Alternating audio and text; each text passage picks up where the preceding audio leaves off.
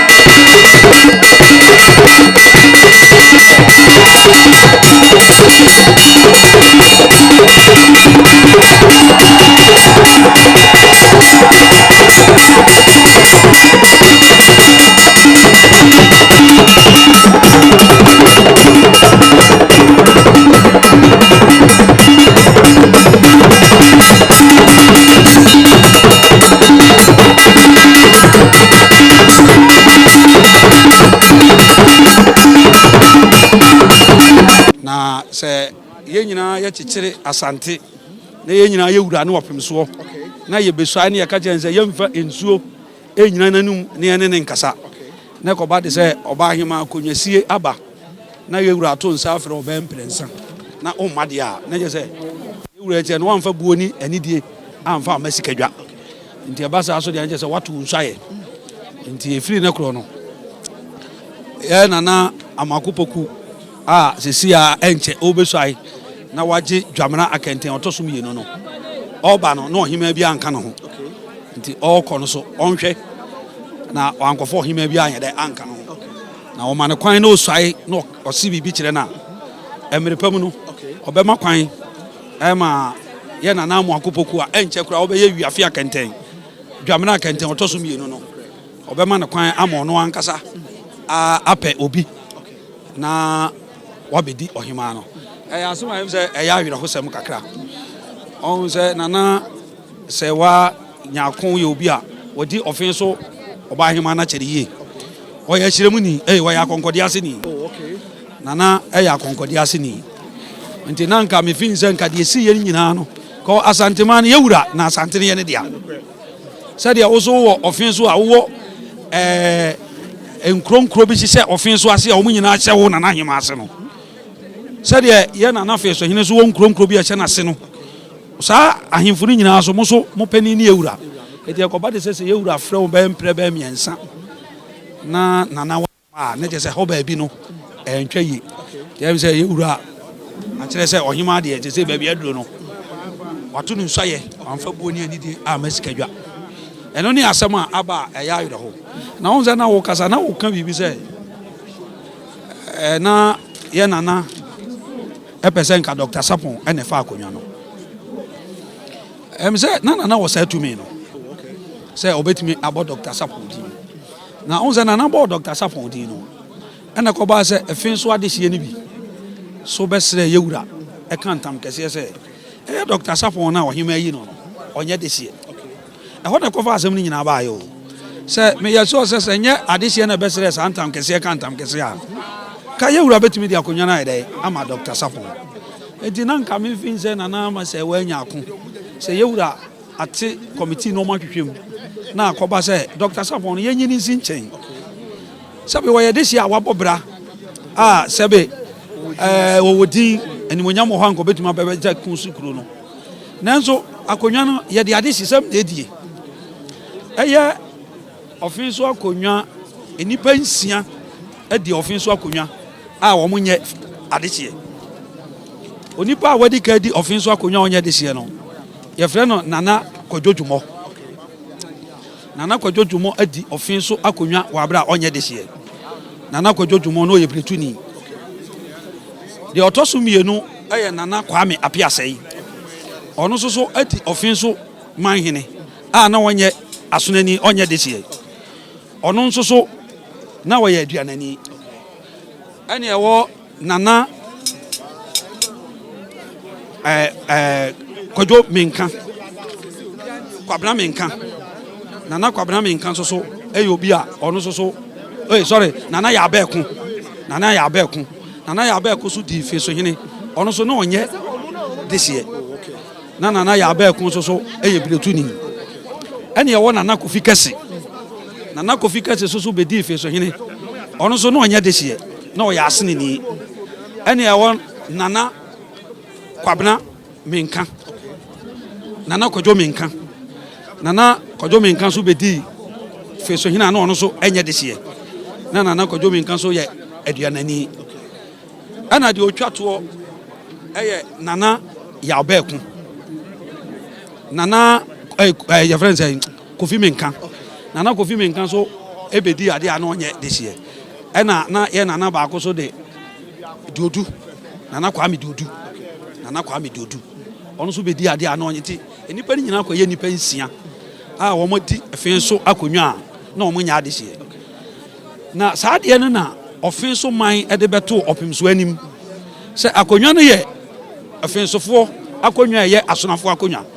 nanso ena mamanyosem ne eniema bi nti yetimi de enipa bi bedi akonwa na onye asonani ana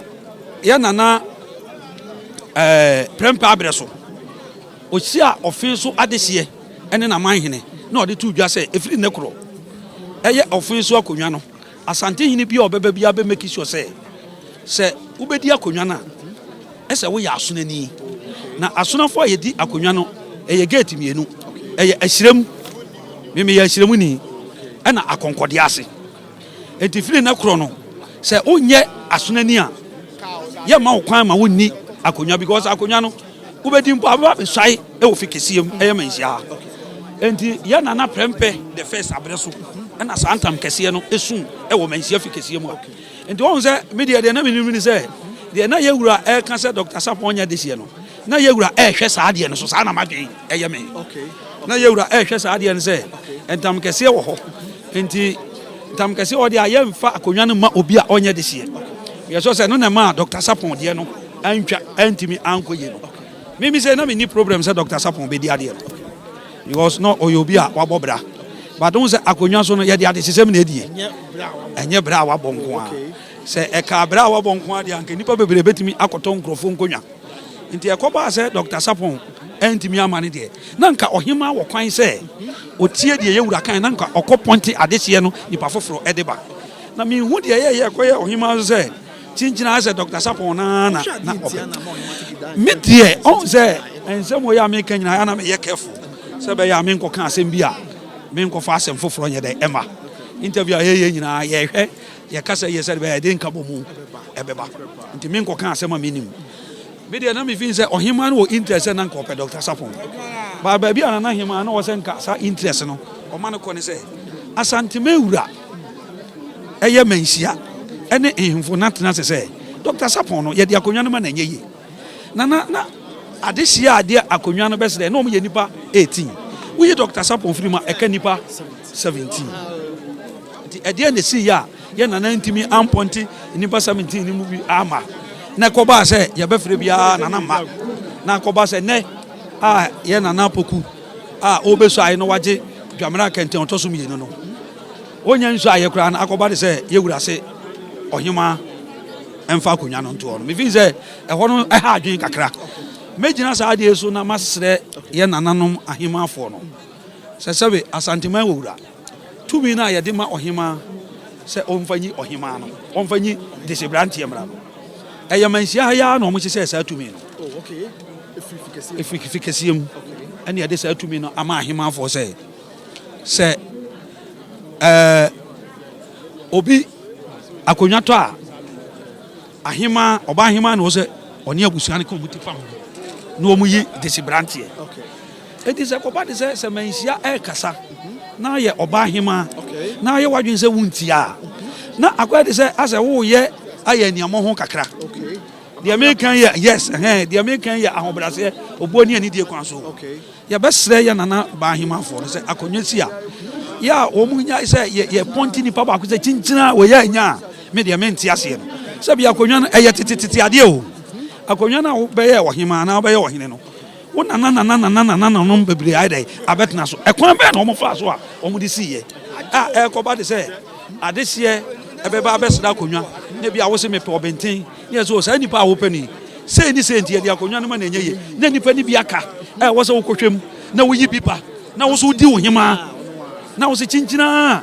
me de wo ya na me pe na be nam sa de no so na wakonwa wudi ase wo hima no ko e ba sa akra na sabe wama abusuan a wo firi mu na fia nkasa ya wo tumu no wodi problem abre wo mo because they say yakoba de se bia sabe wo ye ohima na se de yewura se na na hima mfa akonwa ntuwe that be bia na hima fia nkasa wo firi mu anya abusuan no e fia nkasa onu firi mu no se that akonwa tokra na bi obi bepra sa wade a ye na besi sa nipa kro no ho edai ekwan ebi so a na nkasa wo nana no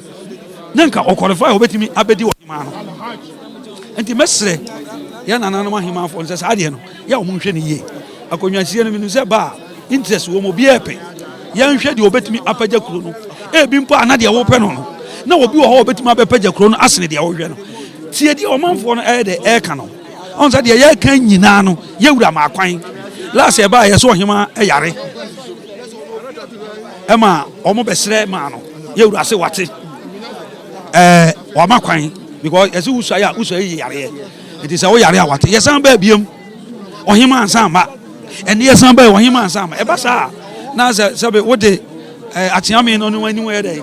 ya twitwi from sabe wo so oba ahima so menya so say wo so wotna Offinso na ahima fo bi o mo hye wase oto nsafre o mo empre ba miensa mpre na na o mo maya wo so bo hu say sai nipa no amfa bu aye da ama ade aye just unfortunate ya say abasa abat ye ni ho hwe kan wo say Asantehene wura ti de ye wura beka no e na ye tie de wura beka na ye tie obani ye hwe ohima yim se odi akunya che fo bebre ko be 35 years say na we afia kenten no sana na we afia kenten o ko le ka chi yi ba mu obedi akunya aside fra ya nka nyame ya adom a nka ne ohene a wo be so be ba beto edi akunya amamre ni amane Christ so ko man say ka se tu ohima ye wa mamre bi e be ye e de achese amana cement bodi be kasa se tu ade so ana on hu se de atinyina ne se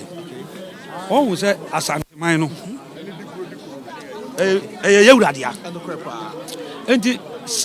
mi ade America nyina ya Asante asem na America minim de kuro bi so anana other tribe bi de te me ka asante de se yewura tena se wa ha na se wo ye abusua pani se wo ye dikuro se wo ye tiame se wo ye ankobia hene se wo ye akomu hene se yewura tena se wa ha na wa amfa buo ni ani di ama yewura otimi tu ade so ma ne yeye otimi tu ade so ma ne yeye so a no ye Hemaa o mamre ni amane bi a wo ye akwanya bi a ebia wonya ene ye ka se tu ade so a bibi o ho a na wo ya untimi nya bi mu ana sese de be sese wada roma oh de minim ni se wo ye Hemaa wo ne ohene ene ebu o man no okay sorted sebe se wo ye Hemaa ebi kura mpa wo kodwoma ejomfo ma abejeje o so nana na eba no ohun de me chon ha ye tu ofiri ade so asa ade ni nyina no afiri hoko amamre ni amane kon ese obi a wosia wa ohun se obi anana Hemaa oye panimu nti wade buani ani de ma nemom se ba se wo Hemaa na ye jeje o so no afiri hoko sebe se ye tena se wa himfi a ye meto nsamfre wo so ohun de me chon eno ni ade a me fin se esi a me de ahame se ye nana Hemaa tena ho ma sa ade na aidai esi but ye ni hwe ka se Asante man owura ke owura ne opem so sabe meti we misuade nanso me ne wan se ye owura be kan asem na me kan se me ne ye owura anya de enya adwen ena se ye pese Asante no so ye kese a saa ne ma we nyina ka hu bi a wo se ye di buo ni ani die ma ye owura de me kan not ase sabe wo bisa se wo Hemaa no ebusuan no kura wonko ana na ya ketesi a wonko ana na nka wo ye desie na desie bebre ho enso opportunity bi na ba na ma wunya ye it is an opportunity na ba mo wanya sa wa Hemaa na wudi a e wo se wudi na de pagya kro na de pagya efia wo firi mu on se aso na abusuan ye doso on se abusuan kro edi akonwa no kra ye wo ahyirem na ye wo akonkode ase o Hemaa ye ahyirem na kasa kra wo no kra ye wo afi bubuwa bebre ye de wo ye ahyirem fie ba ko bi mu na wo benya akonwa ni di ye bebre enti akonwa no kra wudi a nye obi a na pene so sa na akonwa die tie o ni obi a na pina konwa na wudi no so enti eba sa na wo se wudi buani ani die e ma mpanin nanka ye nana timi eba nanka obeta akiri se wo mpempo a sa na yewura ene amanhene no e kan ye ma ekosi ye na no ayede nana amakopoku kire ye Offinso nkonwafo nyina gitu hu so ombetimi ne na ya adwuma yes there be me ne ye di ka ba mansia first one omu nyina gitu mu se omu nim no ombetimi ne na ya adwuma se ba ye ne koba se o ma anyi antuma e ho na nanka e koba de se e bia ne de ne ema so ba so far so omu nyina agi atomu no entimi nkoba se wo nipa ba akofo ba ka se wo nko an wonya dai ompene me de no ne ade a me fin se entwa ye nti ye besre ye nananom Hemaa afo no se sa de omu hwe ne yie ukura tumi se wo ye Hemaa but Asante mawura so kura tumi se akonwa no otimi gifiri wo nsam a enko ba bia otum so kan ya mra wi se yetu se e ba de se e bia wutimi nante ne ko ba de se akire no wo de adwato aba ne ye wura fin se okay wasesa na de a fine but se bibia amade a say e wo se da ji bia nana eso awia abusuan no tena se no mo kam tipa ho no mo pe odese bi na ono so beso Hemaa ani tuomo sa na tie on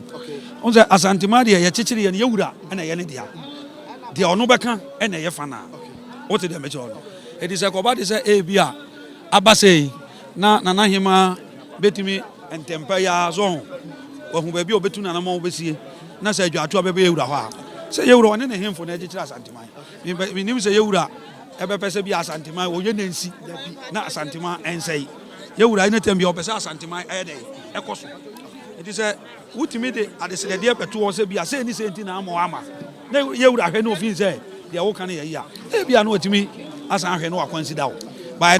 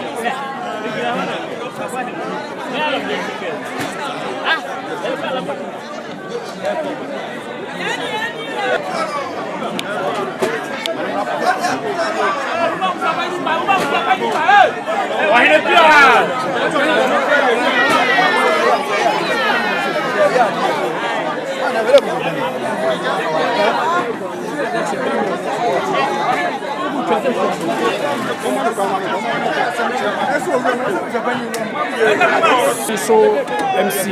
Enstooled a day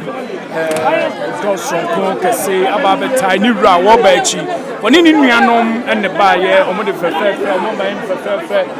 Offinso man hene a ye wura otufo se to ba bio wasie na ese amamre kwan so nananom ede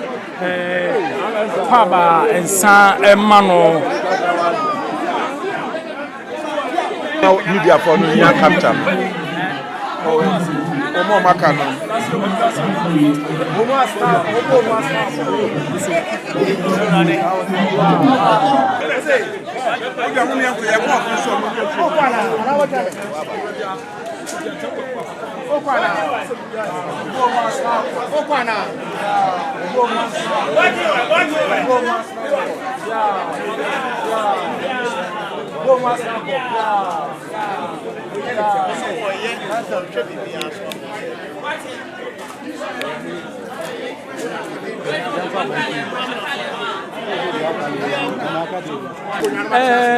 Dum TV there amamani amani adwumadie na ne so ai de so mo na yewura ama Offinso this year wode akonya ne ma no amana baba si bibia kire no ene sese yewura ama Offinso anigye sonko kase aba Offinso paya wotwe ya papa ya na ya de nyina na yewura otufo se to ba bio nyame kese wode Offinso akona amano sese adehye wo Offinso na wo mano akaba so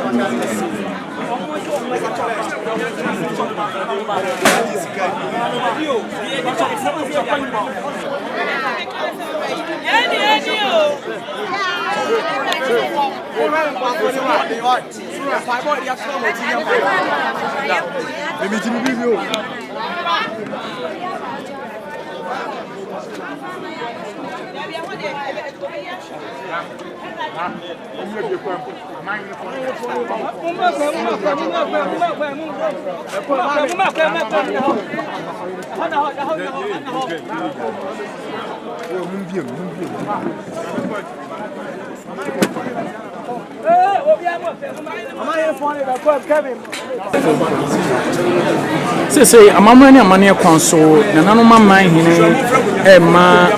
ema yura wabai o mano paba sonfon kese nanano mamman hine nom ena ema paba sonko kese ansana yura otufo fetu ababi nyame kese abemano paba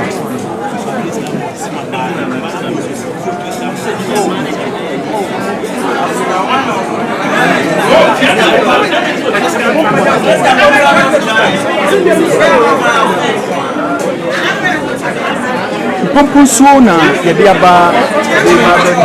say yura enam kwan mu ya wo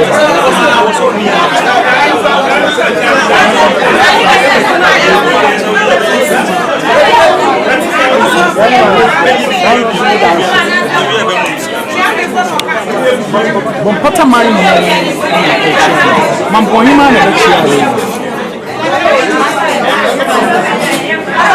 young full man and to say woman with me a paba something.